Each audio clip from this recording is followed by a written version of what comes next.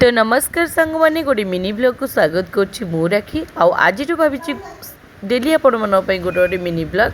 Upload करी। तो आज थी संक्रांति देखिपे पाग किपर मस्त थी। मुझे सका गोटे मुंड धोई गाधी पाधी पूजा पूजी करी ए पाग को देखी मो मुंड बिगड़ी जाता सहित उष्णा पखाड़ को देखी मुझे डेरी नक पकड़ी दीटा छाणी देती आउ खाई पीकी माझ टे शोई पड़ो। सन्ध्या उठी बाहर को बुलिया जाइलु आ वर्षा पागे बाहर को बुलिया जाइए किसी खाए कि न खाए चाहाटा तो निहाती आ मु तो टी चाह पीती मो झील पी खाई हूँ बादाम शेक झील को होती ठंडा देखी माँ पाखे पैसा से ठंडा बादाम शेक खिया हो पुणी वर्षा पागे तबे सांग मैंने घर को आसी रात बनई देती उपमा भाभी झुरा उपमा बनैबी देखला को होगला कादुआ उपमा मोर किसी भूल नहीं सांग मैंने यहाँ हूँ गुंड सुजीटा थिला